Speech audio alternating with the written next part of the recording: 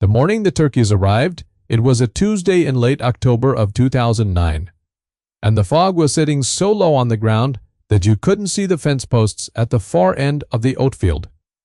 Not the tops of them anyway. Just the gray wire running out into nothing, like the land itself had decided to stop bothering with edges that morning. I remember the temperature was 41 degrees when I pulled on my boots at the kitchen door, which I know because I had a mercury thermometer nailed to the doorframe that my father put there in 1974, and I had checked it every morning for 35 years without once thinking about whether it was accurate. It was accurate. That was the kind of thing he built that way. I had driven over to meet the truck at the county road at 6:15, and by the time we had the birds off the trailer and moving into the field, the sun was barely a suggestion behind the ridge, and the whole field had that particular quality of light that only October fog gives you. Everything flat and gray and very still, and 200 turkeys walking out into it like they owned the arrangement and had been there all along. I want to tell you something about how that looked to the neighbors, because it matters to what comes next. To the neighbors, and to a fair portion of the county, what I was doing that morning looked like a woman who had finally run out of sensible ideas and had decided to fill the gap with poultry. The oat field in question was 43 acres on the south end of my property, and it had been in declining production for the better part of 7 years. In 2002, it had put up 38 bushels to the acre, which was respectable, not exceptional, but respectable. By 2006, it was down to 22 bushels to the acre. By 2008, I pulled $2,700 in gross off that entire field and spent $1,900 getting it there, and I want you to sit with that number for a second. $800 net on 43 acres of cropland, and that is before you account for what the ground was worth in time. I had tried the obvious things. I had limed it properly. I had adjusted my seed rate. I had brought in an extension agent named Gerald, who drove a truck that had never been to a muddy field in its life. And Gerald had walked the south end with me for about 45 minutes and then told me, with the confidence of a man who has a clipboard, that the organic matter in my soil was depleted and the microbial activity was arbor. And I remember the exact word he used, inadequate.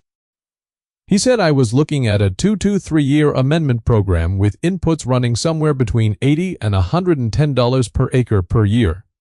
And then he wrote the number on a sheet of paper and tore it off and handed it to me, like he was delivering a diagnosis, which I suppose he was. I thanked him and put the paper in my coat pocket and drove him back to the county road. And then I went home and stood at the kitchen window, looking at that field for a long time. My husband Dale asked me what Gerald had said, and I told him I was going to need to think about it. Dale is not the kind of man who pushes on a thing when you tell him you need to think about it, which is one of the reasons we have been married for 31 years without serious incident. I did not call Gerald's amendment program foolish because it wasn't. It was the correct conventional answer. The problem was the math. $110 an acre on 43 acres for 3 years was $14,190, and I did not have $14,190 pointed at that field without borrowing it, and I was not going to borrow money against ground that was already underperforming. Because my mother used to say that you do not treat a slow leak by adding more water to the tank. She was not a farmer herself, she was a school teacher, but she had a precision about resources that I absorbed by proximity, and I have never once regretted it. So I set Gerald's paper on the windowsill above the sink where I keep things I am not done thinking about, and there it sat for 11 months. And during those 11 months, the field sat too, in cover crop, resting, which was the least expensive thing I could do with it while I worked through the problem. By noon, the diner had a version of the story, and the version had grown, and the version was that I was going broke and letting the South 40 go fallow. That is the nature of diners. I did not correct it. Now I want to tell you about the notebook, because the notebook is the thing that actually started all of this, though I did not understand that in the fall of 2008 when I first found it. I found it in March of 2008, which was 19 months before the turkeys arrived and more than a year before I fully understood what I was reading. My grandmother on my mother's side, Ruth, had died the previous November at the age of 91, and I had been the one to go through the contents of her barn, which was more storage than working barn by that point, full of the accumulated equipment and records of 3 generations of farming on that same ground. The barn had that smell that old barns get. Dust and old grease, and something underneath it that I have never been able to name, but that I associate entirely with my grandmother, and with the feeling of being 8 years old and very small in a very large space. I was pulling things off a shelf in the back corner behind a sickle bar mower that had not moved in 20 years, judging by the spider settlements on it, and I found a wooden crate with a piece of canvas over it. And under the canvas were 3 composition notebooks with marbled black and white covers, the kind you used to get at the 5 and dime. For a quarter they had belonged to my great-uncle Harlan, who had farmed this same ground in the 1942nd and 1952nd before selling it to my grandmother's husband, my grandfather Chester, in 1961. Harlan had died in 1979, which was before I was old enough to know him properly, and most of what I knew of him was that he had been very quiet and very deliberate about his work, and that Chester had always said Harlan could read a field the way other men read a newspaper. I took the notebooks home and set them on the kitchen table, and then I set them on the windowsill next to Gerald's paper, which is where things go when I am not ready for them, and there they stayed until November of 2008, which was 8 months after I found them. I will own that delay. It was not laziness, exactly. It was something closer to the feeling you get when you know that what is in a thing is going to require something from you, and you are not yet certain you have it to give. That November, I finally sat down with all 3 notebooks under the kitchen light after Dale had gone to bed, and I read them through. Harlan wrote in pencil, small, careful capital letters, very little punctuation, the way men of that generation wrote when they were writing for themselves and not for anyone else. The first notebook covered 1943 through 1947 and was mostly field observations, soil color notes, drainage patterns, yield records by hand. The second notebook was 1948 through 1953, more of the same, but with the beginnings of something I recognized as a theory, small annotations in the margins, arrows connecting entries, question marks. The third notebook was 1954 through 1960, the last full season before he sold the ground. And it was in this notebook, on a page dated the 14th of July, 1958, that I found the line that I have thought about almost every day since. Harlan had written, in his careful capital letters, the following. He wrote, Southfield crickets come first. He wrote, they always come to the tired ground. He wrote, old Chester thinks it's a blight problem, but it is the other way around. And then, underlined twice, he wrote, the birds knew before I did. And below that, in what looked like it had been written on a different day, a question in parentheses. What if you put the birds on it on purpose? I sat with that for a long time. I want to be honest about what I felt, which was not an immediate flash of revelation. What I felt was the particular quietness that comes when something you have been carrying, without knowing it, suddenly has a name. I had grown up watching the wild turkeys on this property work the edge of that south field every September and October. They came every year, without fail, to that field specifically, and not to the other fields, and I had never once asked myself why. I had simply noted it, the way you note the habits of things you have grown up with as a feature of the landscape rather than as information. Harlan had been asking the question in 1958, and had not lived long enough on that ground to answer it. Or perhaps he had answered it privately and simply not written it down. Either way, he had left the question in the notebook, like a letter addressed to whoever came after him and was paying attention. The cricket swarm came in the summer of 2009, and I want to be precise about what that looked like and what it meant, because there is a tendency when you tell a story like this to let the dramatic element do the work of explanation, and that would be a disservice to the actual mechanics of the thing. The Southfield had been coming out of cover crop since early spring, I had seeded it back to oats in late March, and the stand was thin, but not terrible, maybe 70% of what I would have wanted. By the first week of July, I was seeing cricket pressure along the south and east margins of the field. And by the third week of July, it was not pressure, it was occupation. Crickets move in a way that is unlike other pest pressure. There is a uniformity to it, a patience. They do not seem to be foraging so much as settling.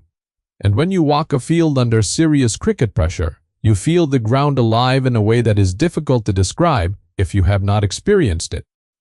The sound alone, in the middle of the day, is significant. You would hear it from the county road. I called Dale out to look at it on a Wednesday morning, the 22nd of July, and he stood at the edge of the field for a while and said, "Well," which was his way of acknowledging a situation without yet having an opinion about it. I had already made up my mind by then.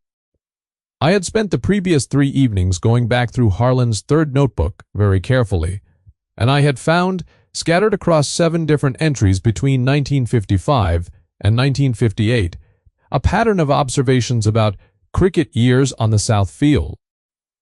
Harlan had noted that heavy cricket years on that ground corresponded with low organic matter and what he called hollow soil, his term for soil that had been cropped hard and not replenished.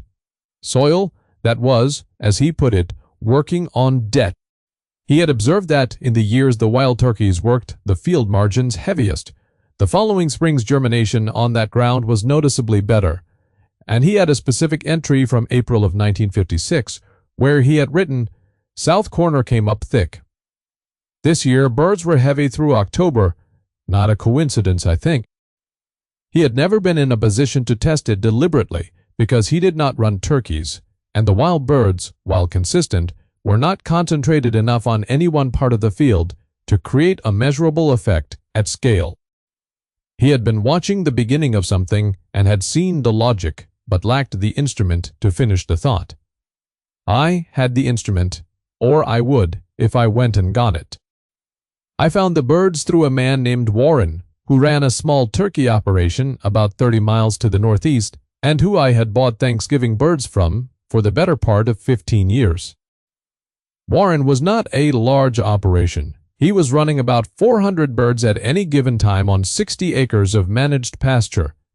And when I called him in early August of 2009 and explained what I wanted, which was 200 young turkeys on lease for 8 weeks starting in October, he was quiet for a moment, and then said, "I have never had anyone ask me that before."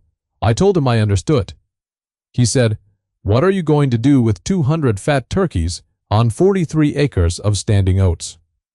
I told him I was going to let them work. He was quiet again, and then said, "All right," and we worked out a rate of $11 per bird for the 8 weeks, which came to $2,200 total, plus the cost of portable fencing and 2 stock water setups, which I will account for in full later, because the full accounting is part of the point. Warren asked me twice, at different points in that conversation, whether I had thought through the crop loss from 200 birds in a standing oat field, and I told him both times that I had, and that the field's production was already low enough that the loss calculus was different than it would be on healthy ground. He accepted that. He was a man who respected a thought-through position, even when he did not fully understand the position. The setup took Dale and me the better part of a weekend in late September. We laid out 4 sections of rotational paddock using portable electric netting. Each section, roughly 10 acres, connected to the same energizer off a deep cycle battery I had been running for fence since 2001. The water setups were simple, gravity-fed from a 300-gallon tank we positioned on the slight rise at the northwest corner of the field. I had read everything I could find in the agricultural literature on turkey-based soil remediation, which in 2009 was not a great deal, and most of what I found was written either about very small scales or in the context of certified organic transition programs that did not quite map onto what I was attempting. What I was attempting was not organic certification, it was soil biology remediation, targeted specifically at the kind of depleted, cricket-attractive ground Harlan had described, which I believed, and Harlan's notebook suggested, was a soil biology problem, expressing itself as a pest pressure problem. The crickets were not the cause of the failing field, they were the symptom. They came to ground that had lost its biology, because depleted ground with low microbial activity and low invertebrate diversity creates the kind of open-floor ecosystem that cricket populations exploit. The turkeys were not a remedy for the crickets. The turkeys were the remedy for the soil condition. The crickets were advertising.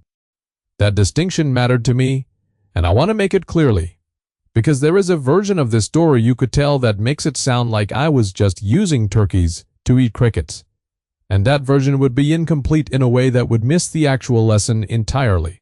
The birds arrived on that Tuesday morning in October of 2009, and once they were in the field, they were immediately, purposefully, almost professionally at work. I do not use that word carelessly. There is a difference between animals feeding opportunistically and animals working a piece of ground with what I can only describe as method, and these turkeys had method.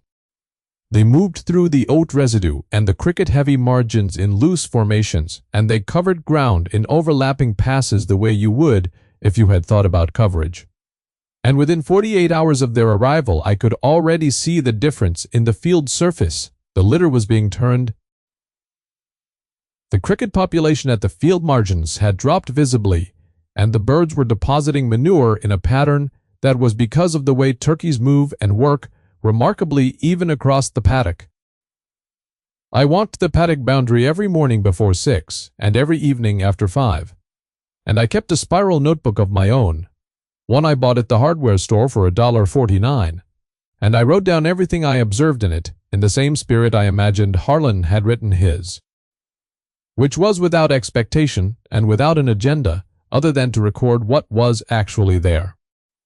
Gerald, the extension agent with the clean truck, came by in the second week of November, which was about 3 weeks into the turkey rotation. He had heard about it, because of course he had. He stood at the fence line with his hands in his jacket pockets and watched the birds for a while. And then he said, "I want to be respectful, but I am not sure what the mechanism is here." I told him I appreciated his respect and that I would explain it to him in the spring when the mechanism would be visible in the stand. He looked at me with the expression of a man who is too professional to argue and too certain to be convinced, and he said he hoped it worked out, and he got back in his truck and drove up the county road, and I did not see him again until the following June. By noon that day, the diner had a version of that conversation too, and the version had grown, naturally, and included my apparently announcing to Gerald that I had invented a new branch of agriculture. I had not announced that, but I understand how these things travel. I want to tell you about the soil test I took in March of 2010, because the soil test is where the numbers begin to speak for themselves, and I am a person who believes that if you have done the work, you should let the work speak in its own language, which is numbers. I pulled 12 cores from the south field on March the 4th, a Tuesday, cold, about 34 degrees, and a skin of old snow still in the low spots, and I pulled them on a grid I had laid out the previous fall. 6 cores from within the turkey rotation area, and 6 from the unrotated margins at the north end of the field that I had used as a rough control. I sent the cores to a soil laboratory I had used for years, a private lab about 90 miles south of here, run by a man named Dr. Alf Annette Sollers, who had a doctorate in soil science from the State University, and who operated out of a building that looked like a converted machine shed, which it was. Emmett was not a man who communicated in enthusiasm. He was a man who communicated in data and in silences, and you learned to read both. He called me on March the 19th, which was 15 days after I sent the cores, which was 3 days longer than he usually took, and when I picked up the phone, his first word was, "Well," I said. He said, "Your microbial activity on the rotated section is up significantly." He said, "Significant." I asked him to put a number on significant. He said, "The rotated section is showing active carbon levels at 231 parts per million. The unrotated margin is showing 88 parts per million." He read me the full panel, And I will not read you the entire panel here, but I will tell you the numbers that mattered most. Organic matter in the rotated section had moved from what Gerald had estimated at roughly 1.3% the previous year to 2.1% in one season. Emmett said he had never seen organic matter move that much in one season without a heavy manure application, and I told him that 200 turkeys for 8 weeks was in fact a heavy manure application. It was just a mobile one. And he was quiet for a moment and then said, "Yes, that is a fair characterization." And then he said the word I had been waiting for since October. He said the rotated section's biology profile was exceptional. Not unusual, not interesting, exceptional. I thanked him and hung up the phone and stood at the kitchen window, looking at the south field in the March light, and it looked exactly the same as it always had, cold and flat and still under that thin snow. And I thought about Harlan sitting at a table somewhere, writing the word birds in his careful capitals and underlining it twice.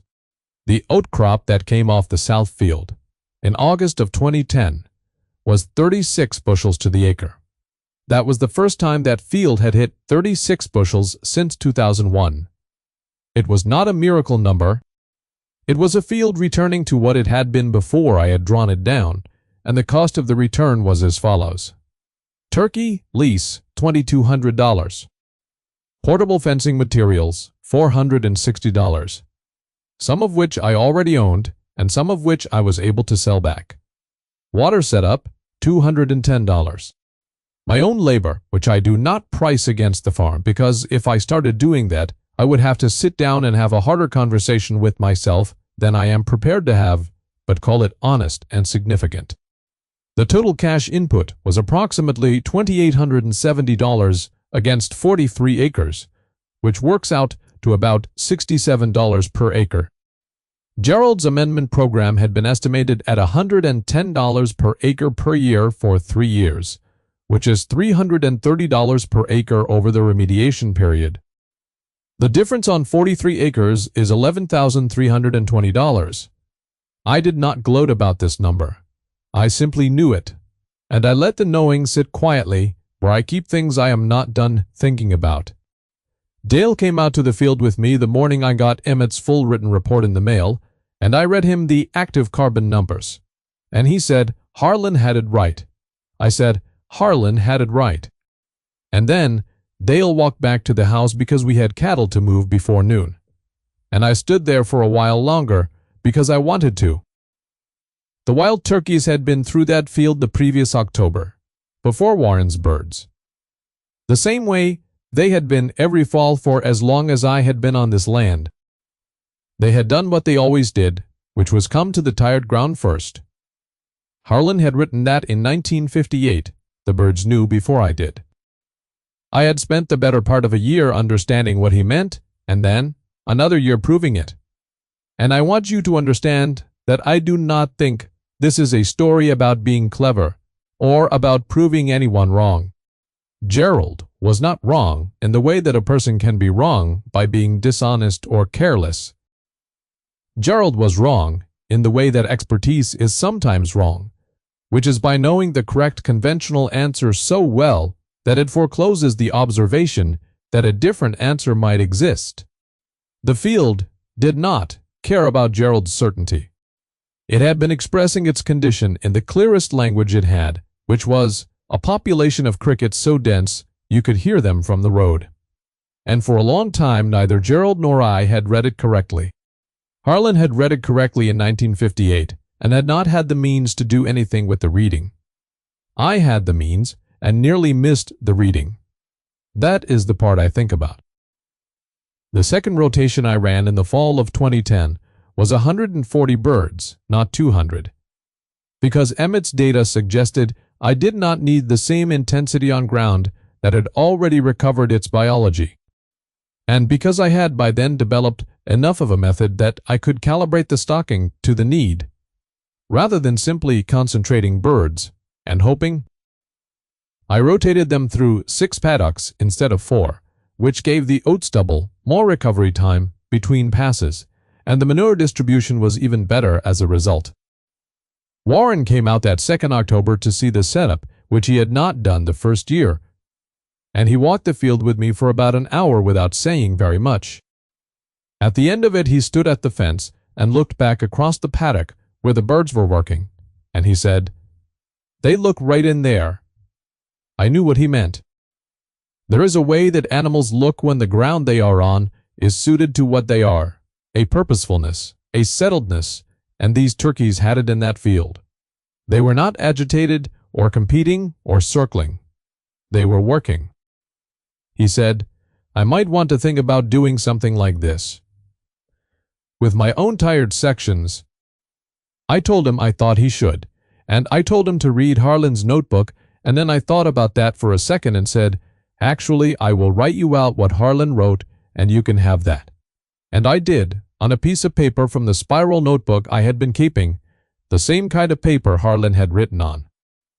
And I wrote out the lines as Harlan had written them. South field crickets come first. They always come to the tired ground. The birds knew before I did. And the question in parentheses, what if you put the birds on it on purpose? By the fall of 2012, I had run the turkey rotation for 3 consecutive seasons, and the South field's average yield over those 3 seasons was 34 bushels per acre, which compared to an average of 24.5 bushels per acre in the 5 years before I started. The difference was not dramatic on any individual year. The story was in the trend, in the direction of the ground. Emmett retested the field in the spring of 2012, and the active carbon in the rotated section had held at 219 parts per minute illion, which he said was a meaningful retention, not a single season spike, followed by a collapse back to baseline. He said, in his way, that what I was doing appeared to be building rather than extracting, and I told him that was the intention. He said, "Well, that is what it is doing." And then we were quiet together on the phone for a moment, in the way that people are quiet when a thing has been confirmed that took a long time to find. I want to tell you what Robert Kessler said, because Robert is the neighbor I am thinking of when I describe the man in the clean truck, though in fairness, his truck was not always clean. That is a shorthand I am using. Robert farms the 240 acres to my east, has farmed it since 1994. Is a careful and competent farmer, and is not a man who says anything he does not mean. In the spring of 2009, before the turkeys arrived, Robert had said to me at the co-op, "I hear you're looking at turkeys for the South field." I said I was considering it. He said, "I don't know what you're going to get out of that." Not unkind, just honest. He did not think there was a mechanism. Most people did not think there was a mechanism. In October of 2011, Robert was driving the county road past my south field, and he slowed down and rolled his window down, which is the rural equivalent of requesting a conversation, and I walked out to the road and we talked for a few minutes. He had seen the stand the previous August. He said that South field looked better this year. I said, "Yes, it did." He said, "Better than I've seen it in a while." I said, "Better than I've seen it in about 9 years. He nodded at that and looked at the field for a moment and then said, "Well, you may not be as far off as I thought." And then he drove on. That was the whole conversation. That was enough of a conversation. The field doesn't argue. It just grows, or it doesn't, and that year it grew. There is a version of this that could have gone differently. I want to be honest about that. If the 2010 oat stand had come in at 22 bushels to the acre again, I would have had to reckon with the possibility that Harlan's notebook was a record of a coincidence rather than a principle, and that I had spent 3 years and a real sum of money testing a theory that a soil scientist and an extension agent had both, in their different ways, suggested was not a sound conventional approach. That reckoning would have been difficult. I am not someone who handles being wrong badly, I hope, but I am also not someone who would have found it comfortable to have Gerald's number on the windowsill be the right answer. After all, the ground cooperated. I want to give the ground its credit rather than taking too much for myself. I read the signals it was sending, and I acted on a dead man's question, and the ground did the rest. That is as honest a description of what happened as I can give you. Harlan died in March of 1979 at the age of 72, and from everything I know of him, he would not have needed anyone to make a point of the vindication. He was the kind of man who would have looked at those soil numbers and nodded once and gone back to whatever he was doing. He would not have needed Warren to confirm it, or Emmett to call it exceptional, or Robert to say from his truck window that the field looked better. He had written the question down in 1958 because he believed the question was worth keeping, not because he expected an answer in his own lifetime. That is a kind of patience I am still learning. My grandmother Ruth had it. She kept those notebooks for 50 years without knowing what was in them, kept them under a canvas in a crate behind a sickle bar mower without ever once, as far as I know, reading them. She kept them the way you keep something that belonged to a careful person, on the theory that careful people do not write things down for nothing. She was right about that. She was right about most things. The spiral notebook I kept through the turkey rotations is in the kitchen drawer now, next to Harlan's third composition book, which I have not put back in the barn and do not intend to. Dale asked me last spring if I was going to run the turkeys again this fall, and I told him I was, and that I was thinking about the low corner of the north field, the wet corner that has always grown thin and attracted the same kind of cricket pressure that the south field had in 2009. He said, "How many acres?" I said, "About 8 acres of actual problem ground." He said, "So, maybe 40 birds." I said, "Maybe 50. He said, "All right." That was the whole conversation.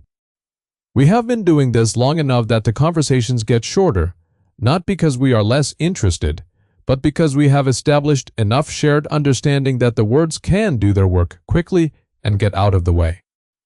What I would tell you, if you are standing at the edge of your own tired ground right now and listening to someone quote you a number designed to end the conversation, is this: read what the field is telling you before you read what the clipboard says.